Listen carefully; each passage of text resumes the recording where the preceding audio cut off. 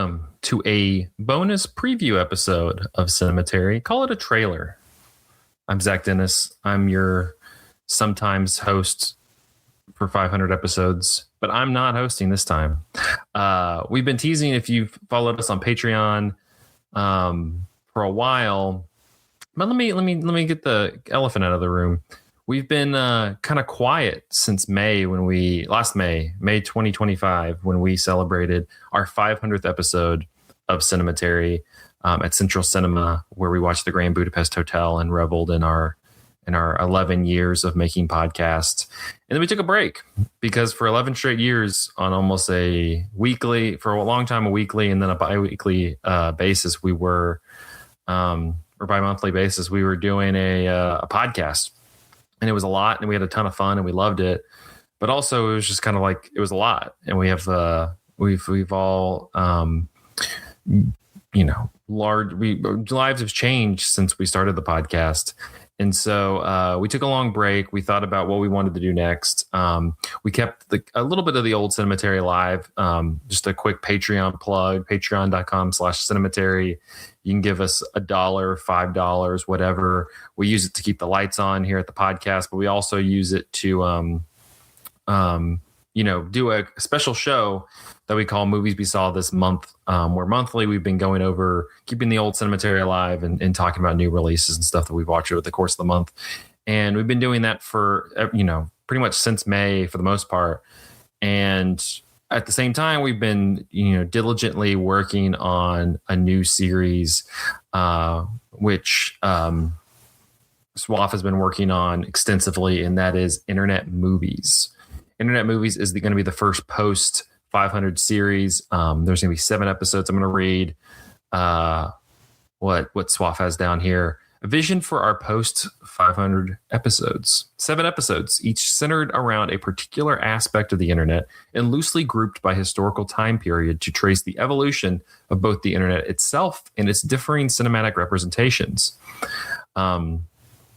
We have the 7 episodes. The first episode, which will be dropping on February 6th. You'll be listening to this. If you're listening to this the same day, on Monday, this coming up Friday, we'll have the first episode of Internet Movies, episode 1 in real life, where we're going to look across 5 different decades that trace the oldest forms of computing that was depicted in film. We have the birth of blogging and vlogging, as well as just how internet technologies have further impacted everybody's day-to-day lives. Movies in that episode include War Games and Desk Set and You've Got Mail in 8th grade. The second episode is called Windows 95. A lot of good internet adjacent movies happening in 1995. And we go through those looking at, as it's here in the description, cool. Becomes a cool thing for cool dudes who surf the net and hack the system, man. That includes Johnny Mnemonic, The Net, Hackers, and Strange Days. Episode 3, A Vision of Horror. The internet gets a little bit scary, specifically in Japan, as we have 2 Japanese thrillers that depict early instances of the internet. Episode 4, Docs with Receipts. We look at a few early 21st century documentaries that are showing the evolving concerns about what the internet is doing to us. That includes things like Catfish and Feels Good Man. In episode 5, Cybercrime, the internet is skirting the law. And we have 4 films such as The Bling Ring and Zola that depict that.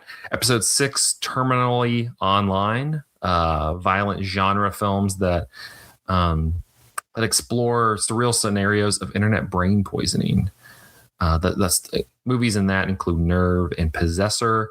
And then the final episode 7, Streaming Hallucinations.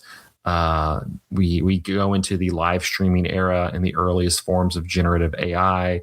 That includes We're All Going to the World's Fair and Charlie XCX's documentary Alone Together. But yeah, that's the skinny of the series so far. 7 episodes. Rather than doing what we were doing previously with Cinematary, where we're doing it every 2 weeks, this will be a weekly series. So for 7 weeks, starting on Friday, February 6th, you will see a new episode in your Cinematary feed for the Internet Movies series. I'll warn you, it's a little bit longer than normal. I think pride myself on, for the most part, we were keeping it to an hour and a half, but there's a lot of stuff in this series. A lot of the episodes, but I think most of the episodes exceed that hour and a half threshold, and it's just because we're covering not only the history of those movies, but also the history of the internet. We're diving into conversations related to that, related to politics in the internet, related to just our current culture in the internet. And so that also includes tracing back the history of what we know as the internet early on. And so I really like the series. I've just finished editing through all of them. I think it's really good. I think it's top notch. And I think it's a good taste for those who are like, if you're a big Cinematary fan and you were like, what were you going to do after 500? We haven't seen you in almost a year.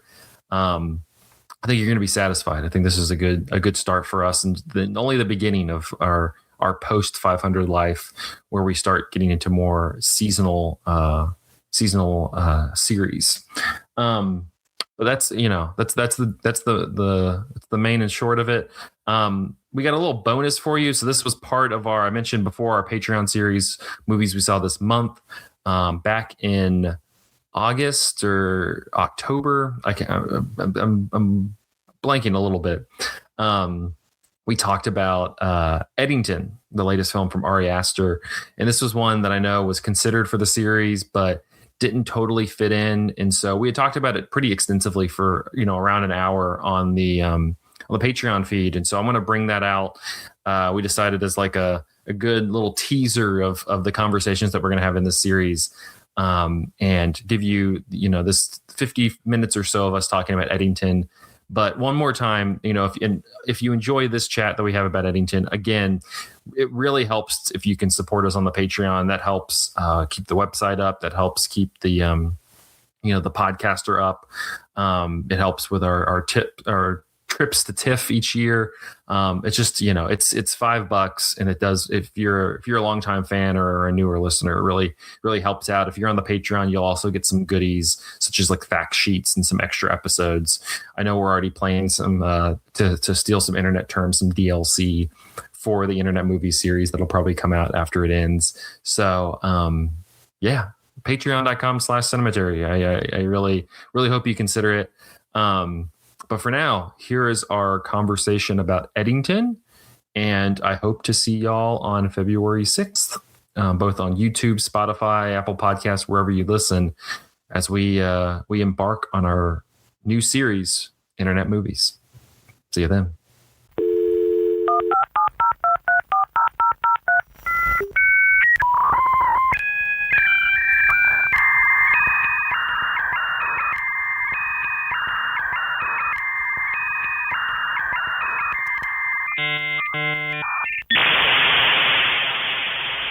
The movie of the hour. Movie of the moment. Movie of the moment for a specific niche type of person. Superman. Yeah. A movie of the moment for people who own multiple Criterion Collection Blu-rays is Eddington. Andrew, do you want to introduce it? This is a movie that I think is going to be hard to talk about without getting into a lot of spoiler things. So we're probably going to do this in two parts, pre-spoiler and post-spoiler. But Eddington, you have either heard so much about this movie that you are tired of hearing people talk about this movie, or you have to take the kind of tough elevator pitch that is this movie. I've been talking to people in my work life about it, and it is very hard, I feel like, to give people a summary of what exactly Eddington is. That's true. Because, do you remember May 2020? Would you like to relive it? Well, there's that. But it also okay, so this guy who made horror movies, Hereditary and Midsommar are both household name movies, made a Western set during COVID, and also kind of about Black Lives Matter, and it's about AI as well. It's a lot of very loaded stuff packed into that. I think it has been an incredibly divisive movie online, and I think like how could it not be? I think that Ari Aster is trying to be like very deliberately provocative to like stir up, division and disagreement among his audience as to what exactly is being depicted, like what the perspective being presented by the movie is. Like, I think a lot of people have a sense that like it's I don't know. There's like a moral responsibility that comes with depicting this era or like these events, and there definitely is. Like, I think that there's an irresponsible way to depict Black Lives Matter in cinema, right? I think you do have to be careful with stuff like that. But I think that he is making kind of a movie that is a kind of deliberately impossible to like pin down to like one particular ideological I don't know point, but it's kind of about the chaos that is the political landscape and like political discourse now. The actual like on the ground story being told in Eddington is about a mayoral race between oh god, who's the guy? Pedro Pascal. Everybody's obsessed with Pedro Pascal. Just take a shot. He's in every movie at this point. Yeah. Pedro Pascal, not the protagonist of this movie, but he is the incumbent mayor of Eddington. It could be. And the protagonist is played by Joaquin Phoenix. That is Sheriff Joe Cross. Old JC. Joe Cross is a Republican, probably, definitely. He is not super into masking. He says it's because he has asthma. And he does have asthma, and he says that it's difficult to breathe in his mask. And I think the movie does take him kind of seriously and at his word in a lot of cases. Like, I think this is a movie that is depicting a conservative protagonist and has a certain level of empathy for him. And I think for some people that is too much. Like, we can't even go beyond that. Well, line. I think one thing that the movie shows about him is that he's sincere. He's sincere. And that's something that I think a lot of there are nationally famous conservatives that I think you would be stretching to say that of. And so like I think the very fact of him being sincerely, against masks and sincerely for the good of his community while being conservative is pointedly like showing like a kind of conservative that a lot of liberal or left-wing people kind of don't like to engage with, because that's harder to engage with than a disingenuous Tucker Carlson type or whatever. He would have done numbers on like Joe Rogan, just like getting on there and just rambling about stuff. Like, he's like a very sincere simpleton kind of guy. Yeah, I mean, and this is set in New Mexico, which is where Ari Aster is from, and I think he's trying to depict a certain, heightened reality of like what it is like to actually live there and to be amongst these people. A small town, lawman that like knows everyone. Blue state but red town sort of situation. Right. First shot of the movie is a shot of the city, and you can see the entire city in that shot. And you're like not that far away from the city. And this is a place where like it is mostly just a bunch of conservatives. There are a handful of like liberal teenagers who are maybe rebelling against their parents or radicalized by the internet, but everybody is radicalized by the internet in this movie. Like, everybody is, because they're in COVID quarantine, like doing nothing but scrolling on their algorithms. Before, I feel like there was even a whole lot of public consciousness of that as like a potentially destructive thing, right? Yeah. And the movie is kind of about algorithms. Like, I could recount the plot of this movie, but there's like another like secret second shadow plot in the background of this movie that is like what is on these characters' like Facebook feeds. It's they're kind of like play acting a certain phenomenon of the modern era where like we are influenced by influencers. Like, that's a job. And like, that's how political information spreads. That's how political propaganda spreads. And like the economy that we live in is like an attention economy. So that is stuff that you're like always being exposed to as everything is like. This is also going back to the small town thing, though. It's also specific to, like, it's not like they live in even like Santa Fe. Like, this is super small town, so it's like Facebook and all of that stuff plus just small townness. So it's even like more volatile. The sheriff announces his rival mayoral candidacy via a Facebook Live video that he does from his like off the cuff. Yeah. And sincere, and like he speaks to this idea of like, don't make me think about it, just post it. Yeah. Just that immediate, just toss it into the internet.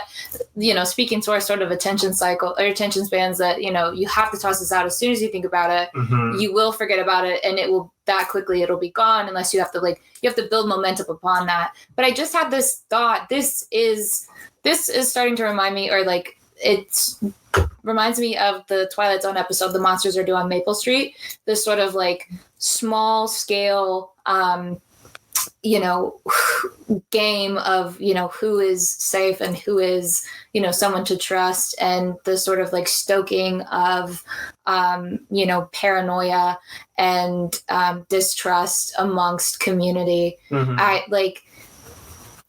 It's not so much that like we've seen this before, but it's so interesting. There's like a nice little narrative through line that this is like then played again in 2020.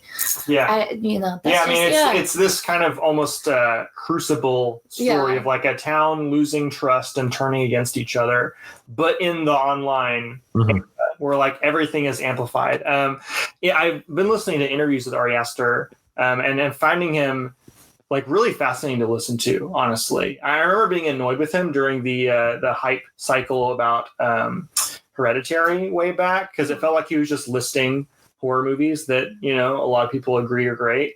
But I've really found his like talk about Eddington to be illuminating, and would recommend people just like do a YouTube dive for him doing interviews about the movie. But at one point he quotes Douglas Rushkoff, which is like just a laser beam directed at me. Douglas Rushkoff's Present Shock was like one of the first big books about the internet I ever read, and it like totally changed the way that I see the world and like the moment that we are currently kind of pushing through. And the Douglas Rushkoff quote was about AI being what he called let me find it really quick, a non-specific amplifier. It just, you know, if we are like incentivized to just like make content and push content out all the time because we have to be like competing for people's eyeballs, like we're just going to be amplifying the amount of everything that we are making, and that includes outrage. Like that's what drives political engagement online more than anything else, is outrage. So, you know, there's this economy around making people super fucking pissed at each other about political shit, and in a lot of cases for good reasons. But we're living in a weird time is what this movie I feel like captures better than anything else. It feels less to me like a COVID movie and more to me about just like the current moment of the internet, and how it kind of intersects with political discourse and people's lived experiences. It should have had a moment where people argue for 3 weeks over an actress doing a jeans commercial, and then it would really feel prescient. Oh God! Yeah, a lot of eugenics in this movie. I do think though the movie it's really interesting in the things that it is kind of observational about. So I mean, we've talked about AI, but none of the characters use AI as we use it today, because we don't have like generative AI yet in 2020. But we do have people scrolling through Facebook feeds. But another thing that a lot of characters have is like different characters listening to like podcasts or watching like on conspiracy websites, or like Fox News is playing in like the sheriff's office, for instance. And so like I think it's very like it's well observed in the ways that people actually encounter this information, which isn't just exclusively like through one source, right? There's like a kind of miasma of stuff. It's about people being in a media ecosystem. Right? It's not even exclusively the internet. There's like a sense of like a lot of the stuff that is happening has been like percolating there for a while, and COVID is kind of like a catalytic. Is that the right word? Mm-hmm. It's like the catalyst for like this stuff kind of accelerating. And I think it's interesting because and then you have like different kinds of conservatives who pop up in the movie, right? So like Joaquin Phoenix is married to Emma Stone, who like is living with her mother, and her mother is like Alex Jones, like full on, like whatever. Whereas Joaquin Phoenix seems more just like your random like dad or uncle who just like is on Facebook too much and like maybe is just seeing Fox News and that's their only view of the world. And then like Emma Stone is this kind of like, you know, she's like an artist. And she is like kind of funneled down this weird like culty like conservative thing, and save the children sort of thing. Mm-hmm. And I think that again, like there's a kind of movie that might conflate all of those together, but I think the movie doesn't really get flavors of this shit. Well, it does a good job of showing that, like, why they're really they can be antagonistic toward one another, but there's also ways in which they're kind of together. And I don't know, it's fairly nuanced in that sort of thing. And the ditto goes for like the liberal side of things is not quite as explored because they're not the main characters, but like also they're in New Mexico, and there's just like way fewer of them. Well, that's true, but like there's way fewer of everybody, and like there are characters who are meant to represent different things. You know, you have your kind of like establishment Dem character Pedro Pascal, right, who is, you know, doing enforcing COVID lockdowns is this kind of like moral stand, but also kind of willing to bend the rules a little bit for his own like campaign parties and things like that, you know. So like, you know, you can kind of see that as like the Democratic Party, or like, you know, you're sort of like liberal guy. And then like there's the kids who are like the kind of youth movement people. And so there's also still a spectrum on the liberal side. And there's just not a lot of anybody because it's a small town. And you know, there's kind of individual people kind of represent like different like ideological or sociological strains in this town, in ways that I think are well observed, you know, because it could have been easy to like just be like, oh, this is the liberal mayor versus the conservative sheriff and the town divides in half, and like, you know, it's not that, it's a little bit more nuanced. You also have the thing with the kids where you have the ones like the girl who's kind of at the center of this like quote unquote love triangle thing between the one kid who is Pedro Pascal's son, who seems like much more like energized into things, but kind of energized in a way that's like, my dad's the mayor, so fuck you. And then you have the other kid, Bob or whatever his name is, who highly entertained me the entire time. That's a great He Googles Angela Davis so he can talk to this girl. Do you know that she won the MacArthur Fellowship? He has to work like, this is a funny thing where like you kind of notice like he's obviously the white kid, and like constantly that girl is like, you know, drawing attention to the fact, as a white person I can only exist as an ally, and she's like, you know, going through this, you know gymnastics or this like Olympic pursuit of like proving herself as like an ally to this space, and he's having to play catch up and stumble through it too, right? And like you see his Twitter feed momentarily, like as it changes, and like he is clearly, again, he is just getting into liberal politics because he wants to have sex with this girl, right? And like, so you see like, you know, porn inflected shit like scrolling through his Twitter account. But also like, you know, it's kind of interesting to see the different directions of the kids where between like the liberal and, I guess this is, you know, spoiler, but like he like kind of takes this like Kyle Rittenhouse like path afterwards and I guess like laugh moments in the movie for me. It becomes like it's actually kind of fun. It's it's really funny actually. It's a very funny movie. Really funny. It's very funny, but like it's kind of because like he gets a pathway and it's like MAGA, but you have, again, I guess spoilers. One of the kids doesn't make it, and one of the kids just kind of disappears into the background because she's terrorized by she's questioned by the police, and that's kind of the end of her like Yeah, it's she's terrified that she's going to be like, something bad is going to be happening. She's going to be framed for a crime or something like that, which I think, again, like is kind of has metaphorical resonance with like, the way things went with like Black Lives Matter and stuff. Right. I think before we get into spoilers, I think we should maybe evaluate, instead of just summarizing, maybe evaluate, like, how successful do we think the movie is on its own terms? Like, before we get into like where the movie goes. Yeah, I know that the feelings are mixed on the podcast. I am very positive on it. I think that this is my favorite thing I've seen this year so far. I have seen it in theaters twice. Once. Saw it a second time? Yeah. Nice. I really enjoyed it. I thought that this worked for me. I kept thinking like more is more, and having so much that sort of occupied my attention, I thought that this was like the best, sort of cure for our modern attention span, or not, it worked with our modern attention span. It's about our attention span. It's about our attention span, and it worked well with it. That as quickly as things popped up, they're gone. They come back later. You recall at least enough, and it gave me something to think about on all levels, and left me thinking with plenty to think about. But I didn't know anything about this. I didn't look up anything. I didn't, anytime I would scroll social media, I would ignore it. I would start to see Ed and then quickly scroll past it.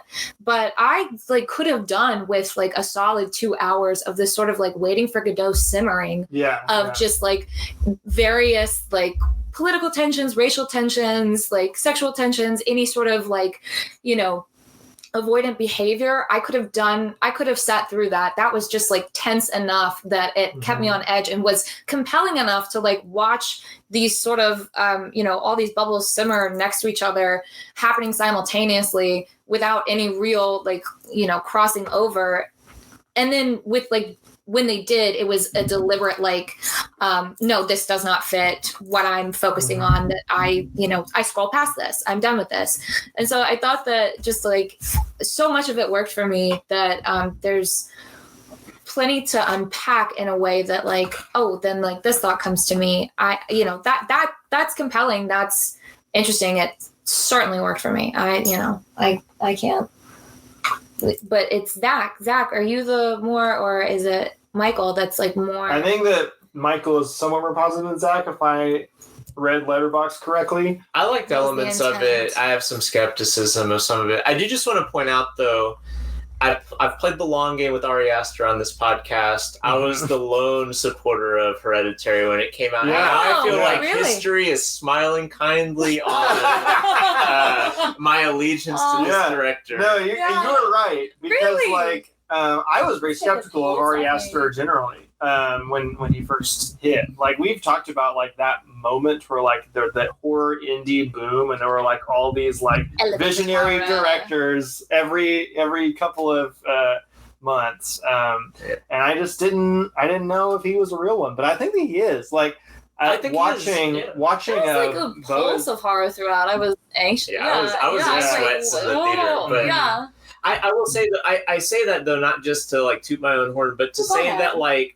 I'm not an automatic skeptic of Ari Aster, but like I'm skeptical of some things in this movie, and kind of like I don't always feel like the movie is successful at doing what it's trying to do, and I don't think what it's trying to do is bad, and I think that some of what it tries to do, it does very well. I already mentioned, like, I think it does a really good job of like kind of having this like nuanced understanding of how people approach things, rather than just kind of bifurcating into liberal, conservative, or whatever.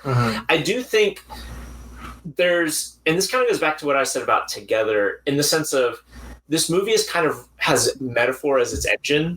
Like, there's a certain element of this movie where things in the movie are more about what they represent than like the drama of like what is happening. And there's some very good drama, and there's some very good character stuff, but then like, and some of this we'll get into spoilers, which I won't touch on right now, but like, I do think at the heart, like, we're not supposed to be like, oh, look at that small town in New Mexico, right? We're supposed to think about how does this scale up to how we understand our nation at the moment. Yeah. And I think that that's kind of where it stumbles a little bit for me. And I guess I'm not just making, that's not like a straw man. Like I've heard Ari Aster say this, is he intends for the town to be a microcosm of America. Like I heard him say that in an interview, because I also have been listening to interviews and I've been very interested in what he had to say too. And I think that's where the disconnect is. And I think that there's something maybe interesting about imposing national political narratives on small towns that don't necessarily reflect the totality of America, because that's what happens. Increasingly dictate the direction. Correct. So that is what happens in the movie also, right? Like the sheriff starts seeing these protests, and then he looks on Fox News and a precinct in Minneapolis is on fire. He's like, oh no, they're coming for us next, So like that sort of thinking is like an engine of a lot of really frustrating things in local politics, is like taking national narratives and superimposing them. We're not going to have no Sharia law in Knox County or whatever. So like, I think that that's real, but I also think the movie itself, like, I don't know, like there's just things that happen in the movie that feel like, okay, we're no longer just about this small town. We're trying to make metaphors for America. And so like, for example, I think like when it deals with the liberal side of things, it gets problematic, not because it's both sidesing, which I've seen people say, because I don't think it is both sidesing, but I don't think it has, all of the liberal characters are archetypes for what we understand as liberal left politics in the United States, and it's difficult to fit that into an understanding of the United States because it's so limited what's in that town, right? Like, so that the movie makes a point of saying there's hardly any black people in this town. The one black guy is like a cop, right? Yeah. Well, obviously Black Lives Matter nationwide, that's not the case, right? And obviously nationwide, there's true like police brutality against like people of color or whatever. And we do see some police brutality in this movie, but because of the demographics of the town, it doesn't play out like it does in kind of national trends. And so like when you start taking the small town that's kind of like been crafted by Ari Aster to have these kind of hot button issues like a BLM protest or like COVID lockdowns, but it's this very specific location. It makes the metaphors kind of hard to square with our, like, does this work as a national diagnostic? And I think sometimes it does and sometimes it doesn't. I don't view like the way it plays out in the town as like having any sort of like one-to-one connection to like a larger thing about America. There are, I guess, some, but I think when he says it's a microcosm of America, it's more like a microcosm of like a phenomenon that is happening in America, which is like us, our political opinions and our political action increasingly being driven by, these outrage, like little cottage industries of like stoking outrage and just political radicalization and I agree like, that's accurate, detachment from reality. Like all there's also kind of like new agey stuff going on in the background of this movie too. No, I agree with the thesis of the movie and all that. Like I think is good and it's well done. But it's when you get into the particularities of what's going on in the town, that you get maybe. If we're going to allow that this is a metaphorical representation of things going on in America, you have some maybe unintended or just maybe limited views of what America. So like, for instance, the cop character, right? Like Joaquin Phoenix is presented as this kind of like hapless guy who like stumbles into conspiratorial thinking and like just wants to break up the Black Lives Matter protest, but they're too crazy. And so then he goes to extremes. And I think that's probably true of some law enforcement, but it's not really a very helpful way to view law enforcement writ large, right? And so, like, the movie does this weird thing where some of it is meant to be metaphorical about, like, the nation. Some of it is meant to be the particularities of this town. And I don't think those two always mesh in ways that are very functional. I don't know. Zach, what do you think? About that point specifically, what do you think about the movie? I don't hate it. I'll preface that. Like I don't. This is the one. Like I don't hate it. This. I enjoyed this more than a number of other Ari Aster movies. I'm not really a believer in him. I think he's really good at. He's watched a lot of stuff, and knows his movie knowledge, but that doesn't always translate to engaging cinema or an engaging movie out of it.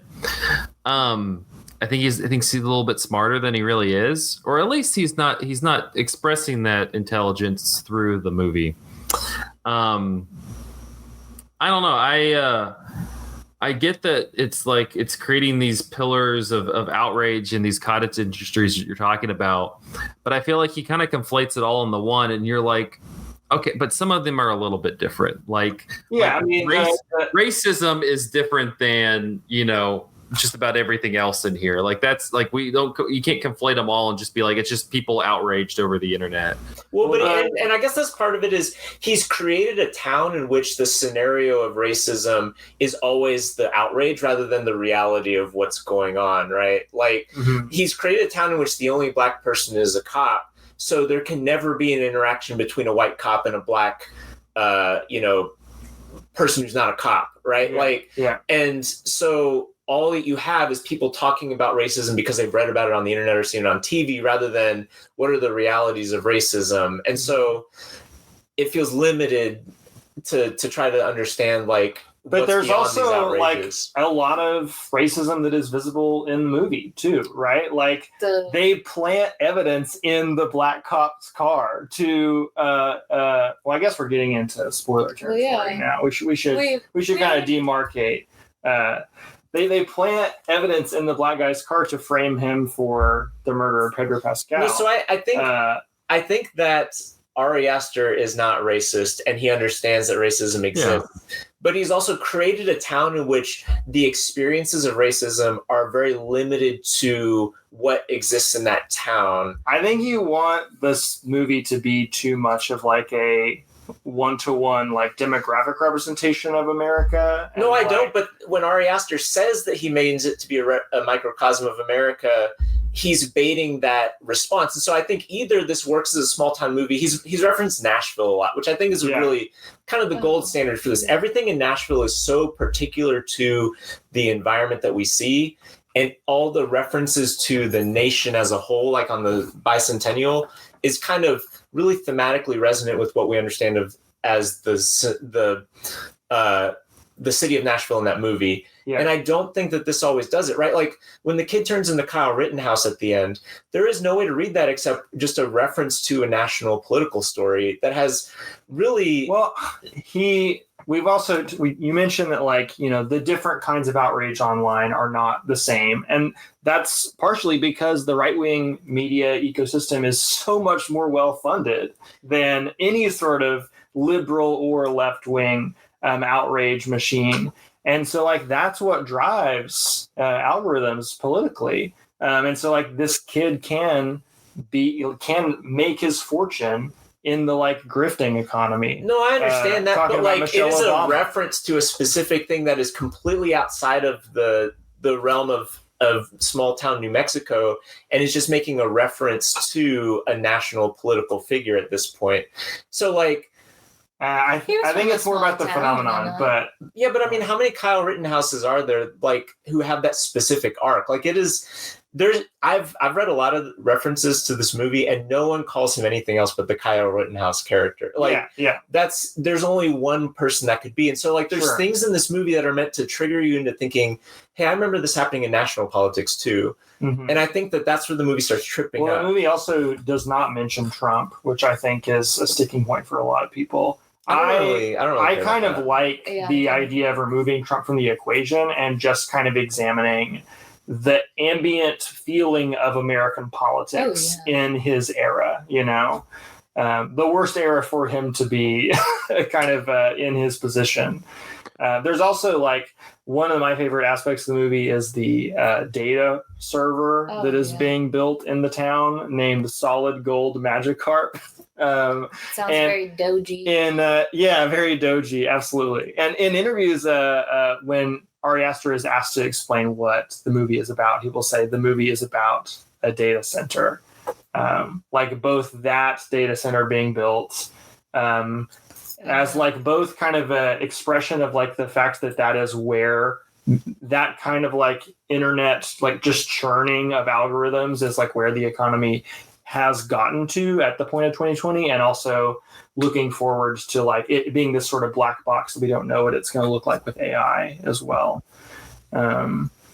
Well, I think one really interesting element of the movie is you see little glimpses of the kind of politicking that happened in this town for this data center to be here, right? Like there's a Zoom call that like the sheriff is only half paying attention to, where basically the mayor is like shutting down environmental activists who are trying to like protest the in the building of this, and I believe there's a meeting at the beginning of the movie that the mayor is holding in a bar, breaking COVID rules, but he's like, don't worry, this is a city council meeting because I have people from city council here. And I think they're talking about the land usage for the data center. Like how it will generate more jobs. The sheriff is barely paying attention to this because he's so mad about the masking and stuff like that. I think that's a very clever thing that the movie does, where like all the most important thing to the characters is not actually the most consequential thing that's happening to the town. Like I think that's smart, and it's really particular to what's going on in the town. So like that sort of stuff I think is good.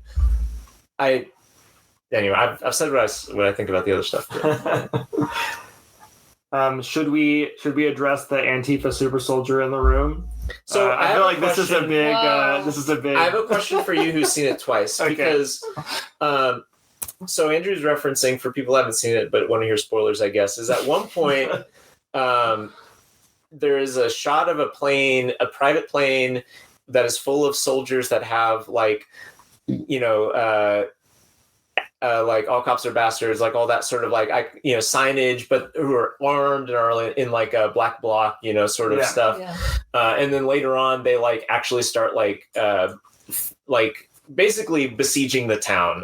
So like Antifa has descended on this town. I read, because if you read that as actual Antifa coming into the town, that you is should not. You should. So you should. No, you shouldn't. So here's my question: like, because initially that's what it seems like, and it initially seems like a complete break from a shared reality, because immediately you're into like conservative conspiracy territory, right? We're doing so the like Naked Gun, but for like it feels conservative mind. It feels like a joke, like when it happens, and it is kind of a joke.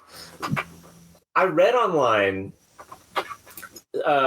which I think is the theory that grounds it to actually the real reality that we live in, is that like these were people either hired by or from the data center company using the chaos of the town as a way to like use violence to just to manufacture like a scenario that's like more they're more able to seize power, So I read somewhere online that like in the plane you can see people that like actors that show up later when you see like them cutting the ribbon for the data center. That I don't know. Okay. But that sounds like a thing that totally could be true. I also read somewhere that like you can see the Solid Gold Magikarp logo in the plane somewhere, and I was like scanning. I like part of why I wanted to see the second time was just to look for that. But Ari Aster has also said in interviews that he intends it to be befuddling, right? I think he intends it to be ambiguous. Oh, I love that. I didn't catch any of that. I was just,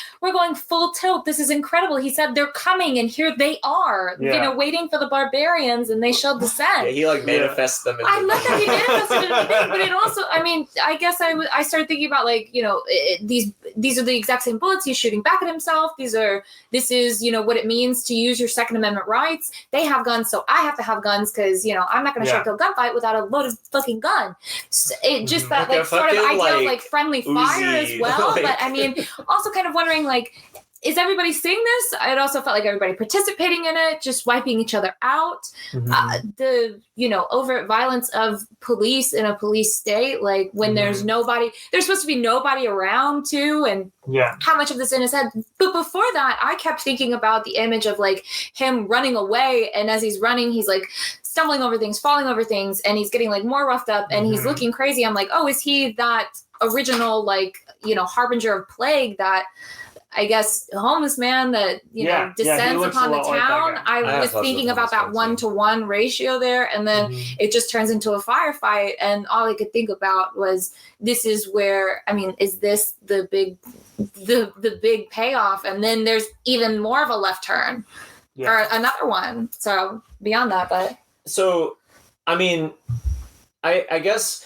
I'm not exactly sure what the intention is in the movie. It's either A, like just manifesting like into reality, like conspiracy theory stuff, which I think is funny, or B, it's like the data center conspiracy. Well, like I think that it is It may be the data center. It could be. I didn't find anything on the screen when I was looking for that. But I think it doesn't really matter who it is. But I think that is a direct another like one-to-one political reference is like during the BLM protests, which were overwhelmingly peaceful. Like, go look up the actual like academic research on like what percentage of the BLM protests were peaceful, and it was like 97 point something percent. And in the places where those protests were not peaceful, it was almost entirely instigated by police, and in some cases, police working undercover. Right. Like, there are a lot of photos of, and I sound like a conspiracy theorist saying this because all these people fucking sound the same, but there are photos of like this guy that people call Umbrella Man. It's the guy who was like just bashing in windows with an umbrella while walking with an otherwise peaceful protest to initiate a riot in I forget what city. Pick one. But I mean, it definitely seems to me like a reference to partially like the way that Antifa has become a boogeyman in the conservative mind. Antifa is like, there is no Antifa. There are like a few anarchist people in like, whatever town. They're not that organized. Like, there's not a military. There's no Red Army. Jets. Yeah, not a private jet. These people do not have money. These are like, people who were college students a couple of years ago who are like interested in anarchism now. But like, what was I going to say? I forgot where I was going with that. The fact that they would dress up as, this idea of Antifa shows like it's just, it's all cosplay. It's cosplay. It's what's the wrestling term people throw? Kayfabe all the time.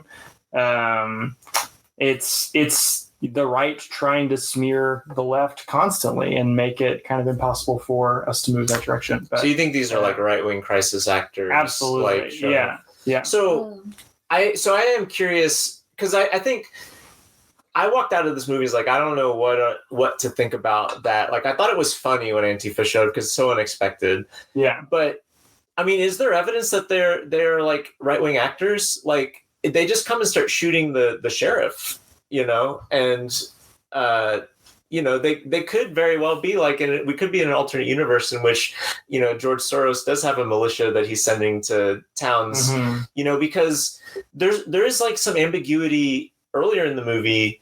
And I don't think this is meaningful ambiguity because I think the movie is shown to be fairly sympathetic to the sincere teenage. There's the teenagers who are clearly in the protest for like sex, right reasons. But then there are some who are very sincere, just kind of clumsy about it, Yeah.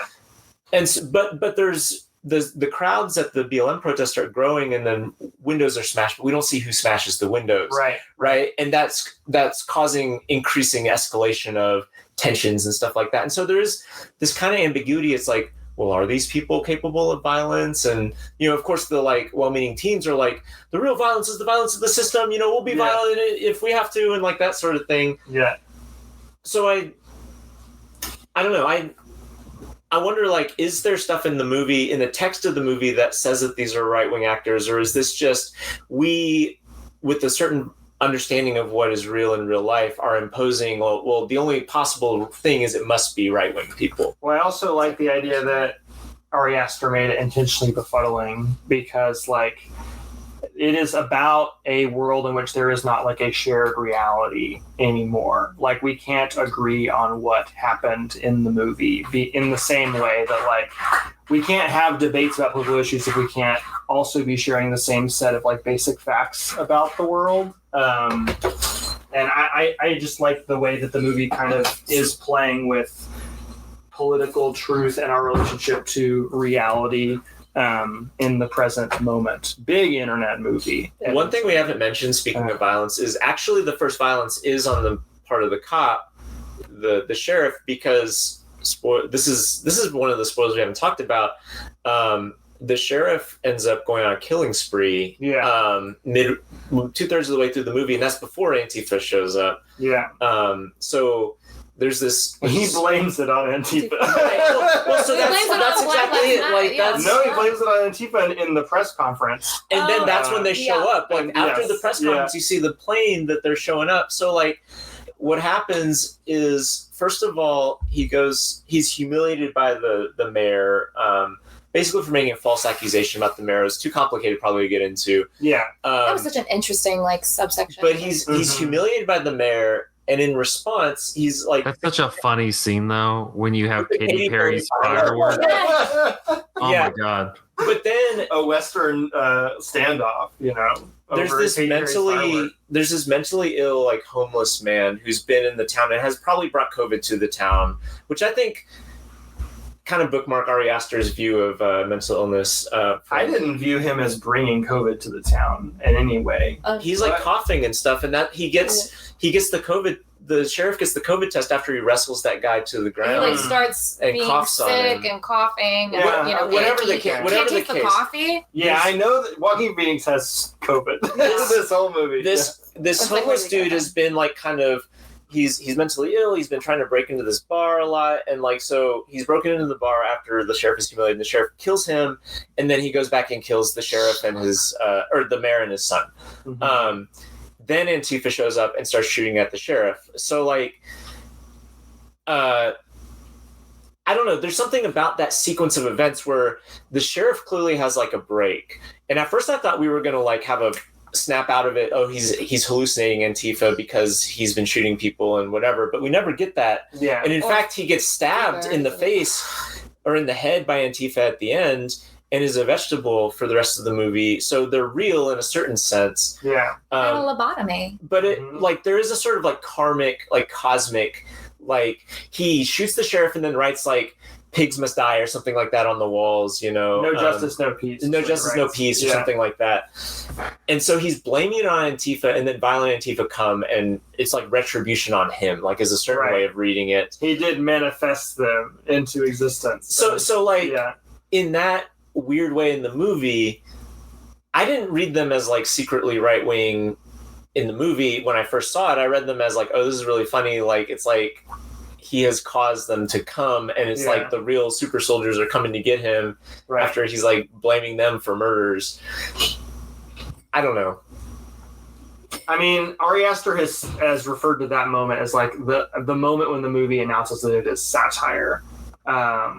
And so you could view the rest of the movie as like a conservative's most deranged fantasy or like a persecution complex, right? Like Antifa's coming for me. They're going to shoot me in the head personally. They're going to knife me in the head for, wanting to not wear a mask.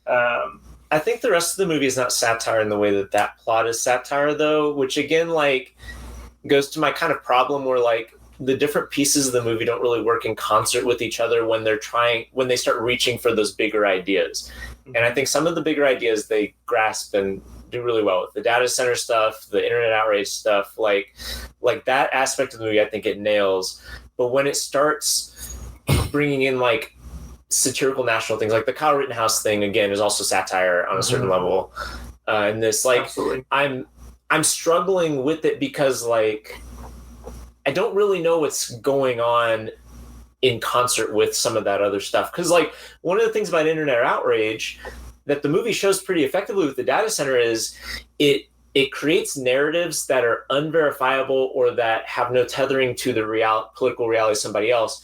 And that is problematic, not just because we don't agree with one another, but because we miss what's real, aka the data center coming in and whatever. Right. But then the movie muddles what's real and what's not, or what is a national problem versus what is a localized problem here. And so the movie kind of creates that its own chaos that it is like saying is bad. And I think that that's like an interesting, like the form imitating the concept, the themes sort of thing, but it makes it really difficult to figure out like what am I supposed to be grasping onto here?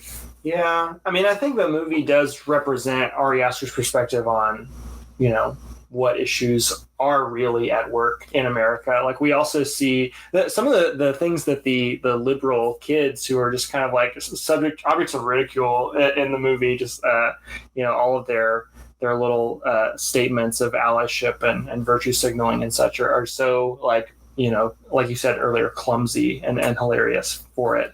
But some of the things they say are true. They keep saying we're on stolen land. We're on stolen land. We're right next to a Native American reservation or whatever. Yes, and question of jurisdiction and like who.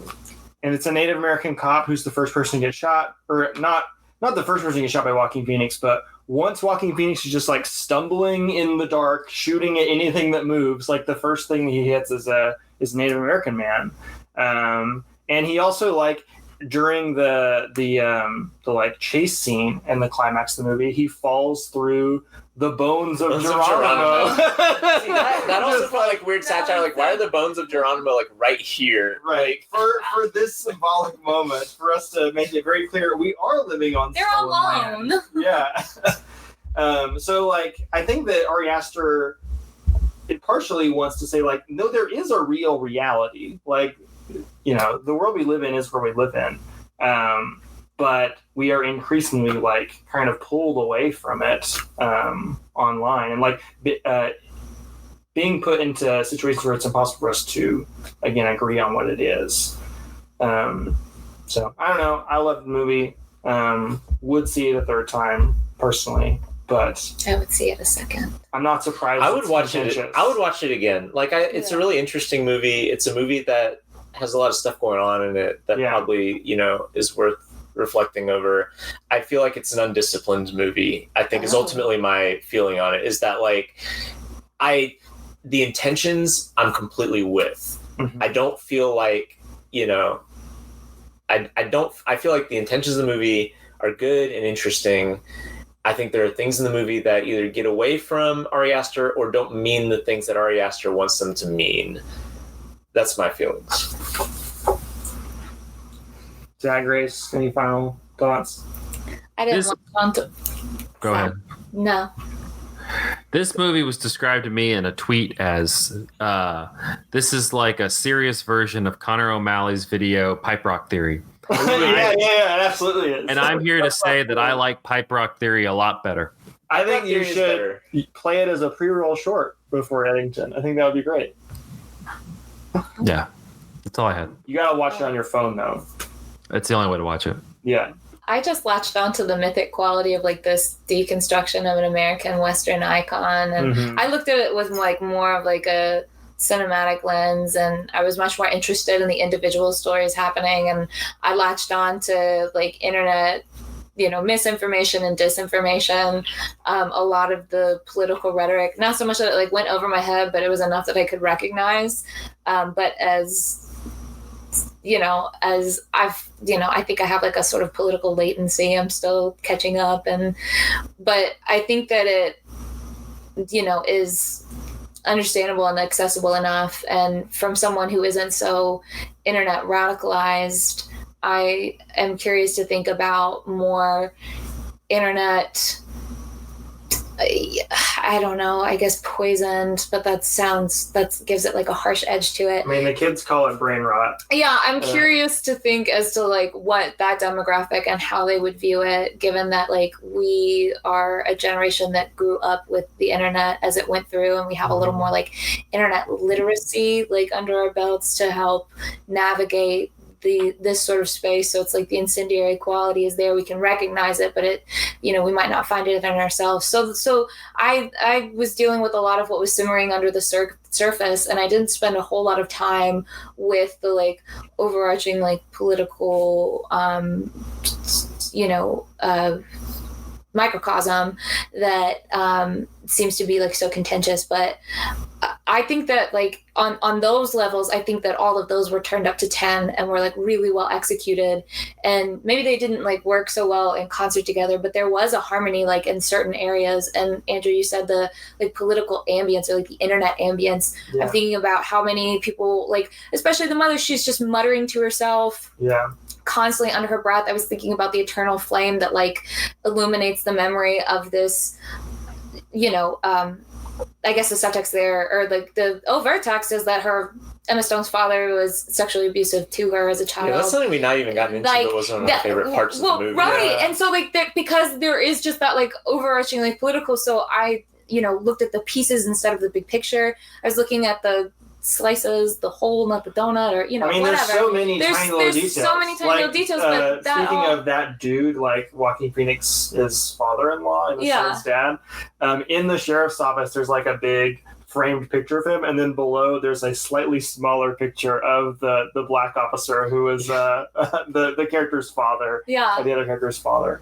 But all of those pieces, I think that when they would buck up against each other, because it's like at instances where these like various like internet niches do tend to like come together and then sort of pass each other going, like I found those moments really interesting and like great points of tension, and that's what worked the most for me, and that was like the clearest, and that was also the easiest with little bits to digest instead of having to ask like, is this a good representation of like our national politics and what the grand scheme. Like I think the whole thing with the Kyle Rittenhouse thing is that it's like fucked up that it even happened once, that like once is enough to like permeate our collective consciousness and memory, to where that like thank God there's not more Kyle Rittenhouses, but like there very well could be.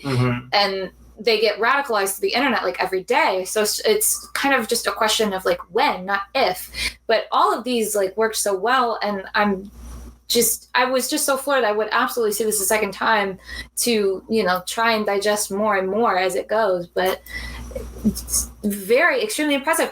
I was waiting for like the horror twist, and like we got at, little tinges of it, but I was not expecting this from Astor at all, and extremely impressed. Honestly, the most horrific stuff was just having to think back to people arguing about masks and stuff. Like, it goes over your nose. It goes over your nose. Yeah, like the most uncomfortable part of the movie is one of the opening scenes where, like, it does a really good job of like just boiling down the mask debate. Where like he's on the boundary between the reserve and the town, or the reservation and the town, and the reservation is enforcing the mask, mandate. So he's sitting alone in his car, and then they drive up. And they're like, hey, we need you to put on your mask, Sheriff. And he's like, he does all the points that like you would do if you're anti-mask. Like, I'm alone in my car. You're not even wearing your mask right. And one of the guys has his nose is above the thing. And I'm so glad there's cinematic representation of people not holding their masks over their nose. Yeah, and like it like boils down all the like talking points of the mask debate. And I was just like, oh my God. Like some people just don't want to relive. I mean, I kind of didn't, but it captured it well, and like it does a really good job when it's on point of like taking things that we remember from 5 years ago and like that we hashed over months, and just like giving like a few lines of dialogue that like immediately like whoosh, like Vietnam like flashback. Well, we've gone an hour on Eddington, so that could just be its own episode. It could. Cool. We could put it out as a taste of what people are missing on the Patreon. We could. Honestly, I might just split it up and have here's movies that we saw this month. Here's us talking for an hour about Eddington. Yeah, let's do it. Put out content. Yeah. Our data center. Well, if you like that and more, give us some money. We're already hearing this because you've given us money, so yeah, tell other people to give us money. Yeah. Tell your friends. Like.